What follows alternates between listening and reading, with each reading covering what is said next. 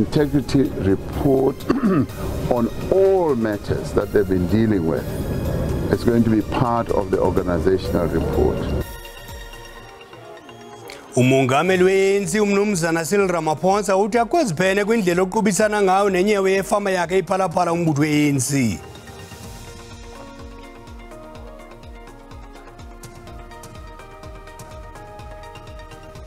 Abaququzeleli beminyhadala eMpuma Koloni banaxhala lokuphazanyiswa ngumcimicimi wombane kweli xesha leziyunguma. Enethunga isengelwa phansi, sondelani mabandla sekhaya senivubisela ngeselo lamathwele amadala ngalenhlwa. Molweni ke. UMongameli we-ANC uMnumzana Cyril Ramaphosa uthi eliqela lilandela umgaqo-siseko walo ukuqhubisana nebholo lefama yakhe iphalaphala. UMongameli bethetha ngethuba etyelele eFilipi naseKhayelitsha kwii-Cape Flats kwiphulo le-ANC litsima. Iinjongo zeli phulo kwingingqi idala Oma kukuqinisa unxibelelwano phakathi kweli qela namasebe kwanoluntu. UMongameli Ramaphosa ucacisela amajelo endaba ukuba zeziphi na iinkqubo ezilandelwa yi-ANC ukuqhubisana nomba webholo lefama yakhe. UMongameli we-ANC uMnumzana Cyril Ramaphosa uthi aliqela lilandela umgaqo-siseko walo ukuqubisana nebholo lefama yakhe iphalaphala. Uthi yonke imiba ibichotshelwe ikomishoni ejongene nendlela aziphethe ngayo amalungu eliqela iza kuba inxalenye yengxelo ye-ANC. Uthi le ngxelo iza kushukuqwa enkomfeni. The integrity report on all matters that they've been dealing with is going to be part of the organizational report. So all the issues that they've been dealing with will be part of the organizational report. Like every other subcommittee of the ANC, it will be tabled before the conference, and that's it. Ephawula ngomba kacimicimi wombane oquqisayo kweli, lo kaRamaphosa uthi urhulumente wenza konke okusemandleni ukuphelisa lo cimicimi. Kodwa nangona kunjalo, uthi akukho xesha liqingqiweyo lokuphelisa nyalo cimicimi. You need to repair that broken system, and it has been so for quite a long time. It's got many parts to it. It's got the skills base to it. It's got machines to it. It's got flawed designs of power stations. It's got various aspects. And it's also got an element of sabotage where people, either service providers or employees, go in and cut wires so that there can be breakage of units. Ukanti uMongameli Cyril Ramaphosa umemelele ingxoxo yamadoda kulo lonke eli kumba orhanqe iziganeko zokuxhaphaza ngokwesini. Namhlanje lusuku lokugqibela lephulo lentsuku ezili-16 lokulwa nokuxhatshazwa kwamanina nabantwana. Ukuguzulwa kwamanye amalungu e-ANC kugqatso lwezikhundla eziphezulu kweli qela ngahle kudala iyantlukwano nangakumbi. Ezi zizimvo zomhlalutyi wezopolitiki uGqirha Ntsikelelo Breakfast. UGqirha Breakfast bephawula ngengxelo zokuba ikomiti yezonyulo imthintelo besakuba ngumongameli wephiko lamanina e-ANC unkosikazi Bathabile Dlamini kunye nowayekhe wangumbhexeshi weli qela epalamente uMnumzana Uthatoyaone ekubeni bazigqatsele ukuba ngamalungu esigqeba esiphezulu se-ANC. Emva kokuba unkosikazi Bathabile Dlamini ethwejize ngencwadi evela kwikomiti yonyulo emguzulayo kugqatso lwezikhundla eziphezulu ze-ANC, khange kube kade le ncwadi yanikwa noMnumzana Uthatoyaone. Ngokwemigaqo yale komiti, abo bagwetyelwe ityala elinobuzaza nelikhokhelele ekubeni umntu agwetywe iinyanga ezingaphaya kwezintandathu abakwazi ukuziqatsela isikhundla esikwisigqeba esiphezulu se-ANC kunye nezikhundla ezikwi-top 6. Ebutsheni balo nyaka, unkosikazi Bathabile Dlamini wafunyaniswa enetyala lokungathethi inyani phantsi kwesifungo, wagwetywa iminyaka emine entolongweni okanye ahlawule i-200,000. Ukanti ngo-2003 okayengeni wagwetywa iminyaka emine emva kokufunyaniswa enetyala lobuqhophololo kwityala elimalunga nokuthengwa kwezixhobo. Bobabini bebememelela ukuba uMongameli Cyril Ramaphosa ehle esihlalweni angaziqatsi phantsi kwisihlalo sobongameli ityeli lesibini emva kweziphumo zegqiza elizimeleyo kumba wephalaphala. Kungoku nje unkosikazi Bathabile Dlamini ufaka umngeni kwesi sigqibo sekomiti yonyulo ngelixa umnumzana Tony Yengeni evakalise ukungahambisani kwakhe nesi sigqibo kumaqonga onxibelelwano watsho esithi oku kuza kuligqiba iqela le-ANC. There will be a backlash to this, and this will pose a threat to the ANC, and also it might make some people agitated and want to collapse the conference of the ANC when they see that they are being purged in this fashion.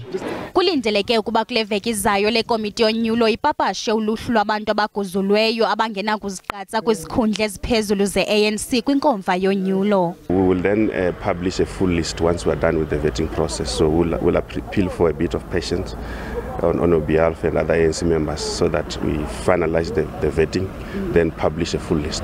Kusenjalo amalunga lombutho achasene noluhlu lwabagqatswa be-NEC bazimisele ukufaka impepha kwinkundla ngomso. La malunga angaxolanga abhalele ikomiti yonyulo ngomvulo ephikisa uluhlu lwabagqatswa besigqeba esiphezulu salombutho nolukhutshwe kule veki iphelileyo. Kungoku nje la malungu agqithise lo mba kunondyebo jikelele walombutho umnumzana Paul Mashatile kodwa awakafumana impendulo.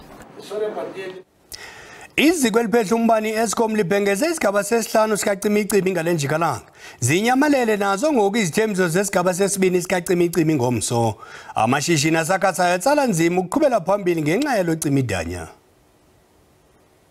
Oosomashishini uVeronica Shezi uqale usuku lwakhe emva nje kwexesha lesiqhelo ngenxa kacimicimi. uShezi uyabhaka kwishishini lakhe kwaye uthi elixesha likaDisemba lixakekile kakhulu kodwa ngenxa kacimicimi uye wanyanzeleka kuba abajikise abanye babantu abebefuna ukubhakelwa nguye. To be honest, it's so bad. We're trying to survive COVID, and now there's load shedding with stage 6. It's just taking us back to where we were and trying to recover. We always on crisis mode. Customers are looking for the orders. Customers are waiting for cakes, and they're not ready on time. uShezi uthi ingeniso encinci ngenxa yelocimicimi yenza kube nzima ukubuyekeza abasebenzi bakhe nabasebenzi enzima unyaka wonke. At night I wake up worrying, thinking, calculating, subtracting, minus, and making sure that I'm trying to find numbers that are going to make sense to my employees and also be able to serve my customers. I've promised them so many things for December, and as I'm sitting here, I'm thinking, my goodness, will they even get the bonus that I promised them? Because it's not looking like this is going to be possible. Eskom iye wadihlelisela kunamhlanje inyathelo lokuvala uUnit 1 kwiziko liphehla umbane iKubeck. uUnit 1 uvelisa iimegawatts ziliwaka zombane kwaye liza kuvalwa inyanga ezintandathu ngelixesha zisavuselelwa. Kodwa ingcali zinexhala lokuba hleze livalwe licandelo into engapha kwezinyanga ezintandathu zibikiweyo. Eskom botched up. There's no other word for it. They botched up the replacement of the steam generators on Unit 2. And that's why they had to close it up and just repower it up to keep going. And that's why they're going to do it now after Unit 1. Okwangoku uMzantsi Afrika kwisigaba sesihlanu kwayo Eskom lumkise ngelithi hleze ziqheleke izigaba zikacimicimi ezingaphezulu kwesisigaba zikhoyo kwezinyanga zizayo. Kusenjalo iJohannesburg City Power imemele abahlali baseGauteng ukuba babe nomonde njengokuyitsala nzima ukubuyisela umbane ezindlini ngenxa yezikhukhula zemvula zakutshanje kweliphondo laseGauteng ngolwesine. Iza kuba ngwashiya kwidolophu ezahlukeneyo kwiveki ezayo nanjengoko iqhuba iminyhadala yomculo ebanjwe iminyaka le. Iminyhadala yemidlalo yeqonga iba sisithethe ngelixesha leziyunguma. Abaququzeleli baseMpuma Koloni banethemba lokuba ucimidanya wombane awusayi kuba nafuthe libi ngosuku lwale miboniso. Njengoba kubonakala engathi lo cimicimi wombane awukazophela waka-Eskom, abaququzeleli beminyhadala abafuna ukuva njengoba bezama ezinye indlela ukuqinisekisa izibane ziyakhanya ngethuba lale minyhadala kodwa banethemba lokuba lo cimicimi awuzokuba nefuthe kule minyhadala. Siplane different like because we know by load shedding affect the country young as a whole, so we needed to come up with a plan so that ingas affect comes the day of the event. We do have 2 generators so that we don't disturb the program comes the day of the event. Emva kweminyaka emibini indibano bezingavumelekanga ngenxa yobhubhane beqhuqisa iCovid. kodwa abanwabela leminyhadala babonakala benomdla wokuzimasa nangona nje kukho inqalabo kacimicimi yombane. Umuntu akafuna ukuthi xa sethenge itikiti le Makana Music Festival nge-17 kaDisemba kanti sethenge itikiti le eCawa Music Festival ePortal Fred abo asifinish into yaba ngokumnyama ku1010 ingathi ngoku siyaba misleader. Umasipala uMbaxa waseNelson Mandela nawo uthi ulindele uthotho lwabantu lungungelana kulo masipala ukuquka naselwandle. Amalwandle kulo masipala uMbaxa athe avalwa nawo kulonyaka upheleyo ngenxa yamanani eCovid bethanda ukwenyuka. Sithe saqesha abantu abayi-160 be-EPWP workers abazothi babe zi-tourism ambassadors abazothi bacoce amalwandle ethu siqinisekise into yobana ne-lifeguards siyazongeza. Lo masipala uMbaxa uthi uza kuqhuba nesicwangciso sakhe sikacimicimi ngokwesiqhelo njengokuba engakhange afumane izicelo ezikhethekileyo. Kwiindaba ze-SABC ndingumcebisi Nqina ndiseGqeberha. Kwalapha ezindabeni abakwantsasana bathi xa amaxhoba erhoxisa amatyala enza kube nzima ukulwa idebe lokuxhatshazwa ngokwesini kodwa masithuma umntwana evenkileni buqala.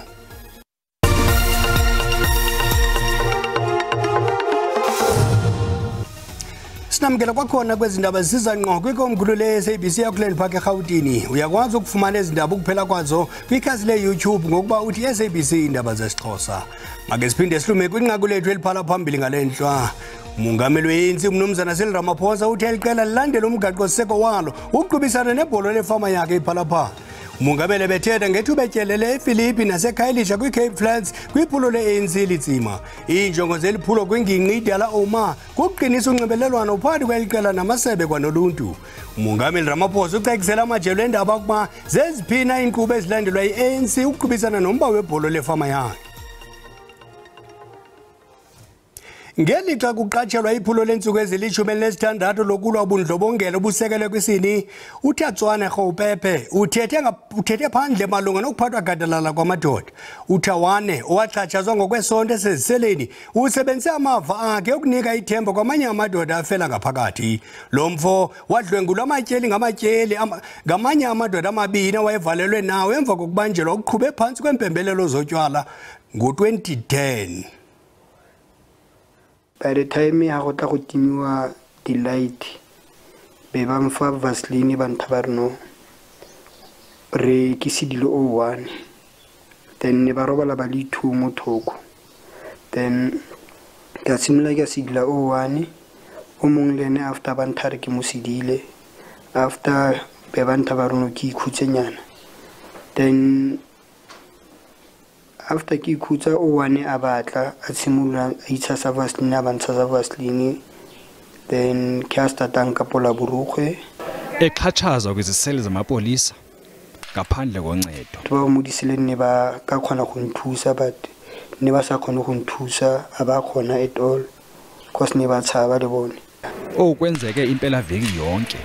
By the time ha go tla go jiwa be ba mfa dijo tsa bone ba ntabana ha ke aja phakela le motshegara ke aja then no ke dijo tsa bone unto think or maybe I go fedile then ba itshimula gape that thing kodwa unxunguphalo lusahleli. I started ke le ke go bua ka yone but mostly lo bana o bua le batho ba bang cause ne ba feel or maybe bo rai o batla attention. Ukudlula kwezi sizekabani unomji. Maybe this is the way ya gore ke khone go fola and ke tsela gore ke khone go thusa ba ileng gore ba fitile mo ba palwa ke go bua ka yone. Nangona inxaba lenzulu Uthatoyaone ukholwa ukuba uyakufumana ukuphila kuye ngaphakathi ngokuphula inzolo malunga nokuxhatshazwa kwamadoda.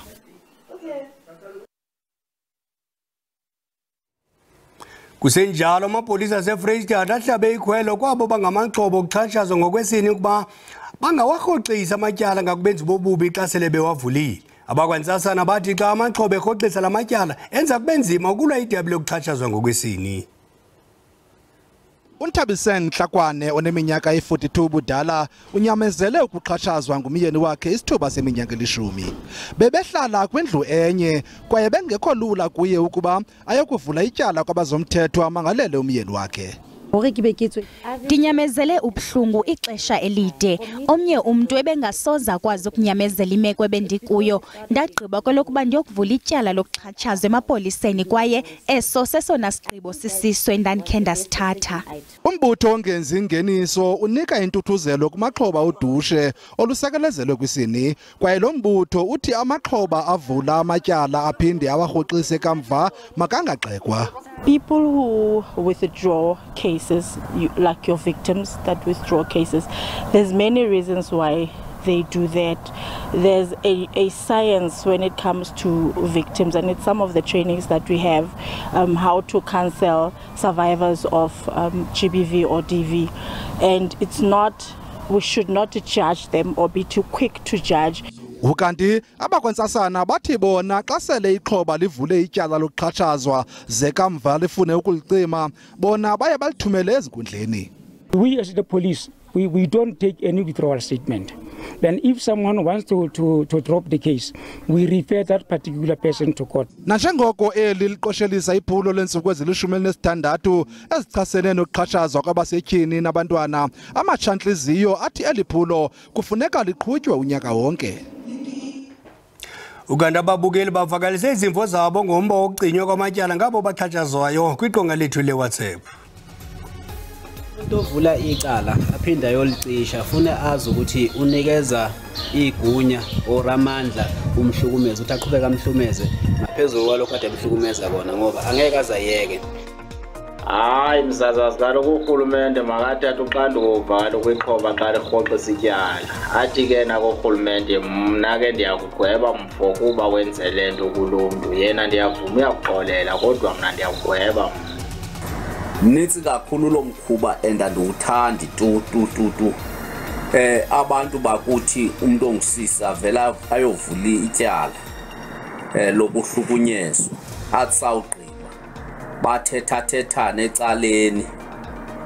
Ngaske kumsasazi iqala apha apha ezinkantolo abatshutshisi bangayamkeli lonto. Ngiyakholelwa ukuthi into engasiza kulisena lehlava ukuthi ke thina abantu singabaziphi onebeza bethu futhi sazi ukuthi ke umuntu ngumuntu ngabantu.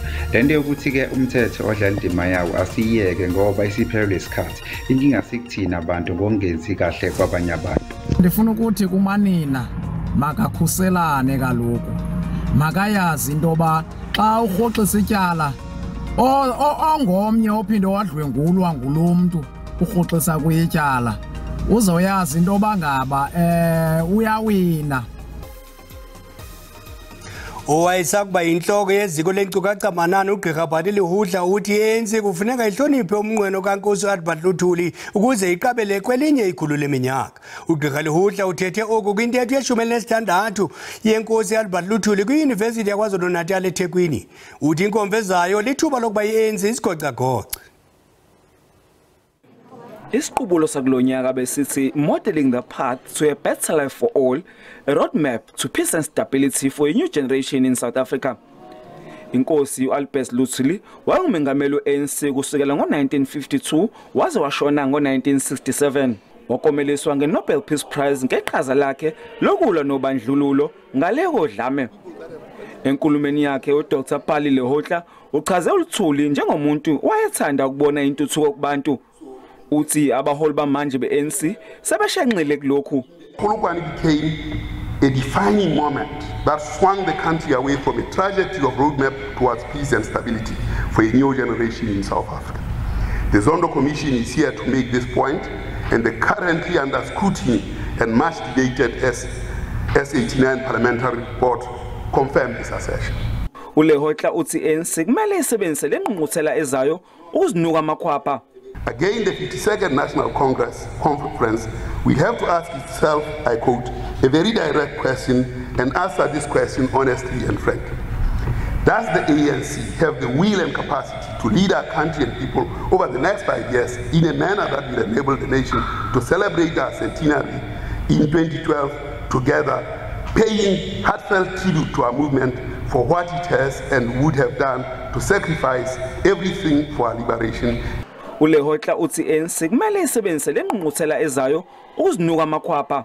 uLeotla uphinde wahlonipha unkosikazi wengaseko wenkosi uLuthuli ngokumela iqhaza elabanjwa nguLuthuli. Bongani Gema, Iindaba ze-SABC eThekwini. Na njengoba sezifikile iholide zehlobo baninzi abantu abaza kube besiya kwilwandle kwi-Garden Route. Iziko i-National Sea Rescue Institute eJohn lisebenzisa indlela ezintsha zokujonga ukukhuseleka kwamanxweme. Amanxweme eHorrolds Bay nase-Wilderness adume ngokuba namazana obungozi nomsingo odonsela phakathi i-rip currents ngabula makhumshake. Kungokunje i-NSRI ikwiphulo lokufundisa uluntu ngendlela olunokuzikhusela ngayo. Amawakawaka abantu athontelana apha uzokuchitha iholide nangona amanzolwandle etsala umdla kumntu ongena kuwo kodwa akwanobungozi. Iziko lo-NSRI lize nendlela entsha yokujonga ubungozi bamanzolwandle kwilinge lokusindisa imiphefumlo. We want to highlight that rip currents are the most dangerous thing that people will face when they flock to the beaches this holiday season. Right the way around South Africa there are dangerous rip currents, but particularly at Wilderness and Herald's Bay, Victoria Bay. Abahlanguli baselwandle babekwe kumanxweme amakhulu athandwa ngabantu kwaye baqeqeshelwa ukuze bakwazi ukumelana neemeko ezingxamisekileyo. Uluntu luyabongozwa ukuba luziqhelanise nokhuseleko xa luyokonwaba elwandle. Sawucela kakhulu into yobana amalwandle wethu anako uba nomsinga odonsa kakhulu odonsela phakathi. Sawucela into yobana bangalonke ixesha bamamele abantu bazothi babe besemsebenzini ngelo xesha i-lifeguards ke ngokwasemzini. Babamamele babathini balandele imithetho yabo ngoba enokwenzeka into yenzeka ngokomzuzwana and phela bengena ngaphakathi baphela betsalwa lulwandle bengena phakathi kanti into esingayithandiyo le. Iphulo le-NSRI elibizwa nge-Ping Rescue Buoy libonakala liyimpumelelo kubekwe amaqela ohlangulo kwimilambo amadama nakwilwandle. Eliziko libongoza uluntu kuba luqubhe kuphela kwindawo enabahlanguli baselwandle. Kakade besingena kuphuthulwa ngekasengwa nelangomso ke lisaye kushona lingena ndaba nakuzifumana kwangolu likaphalo makube xhus behele.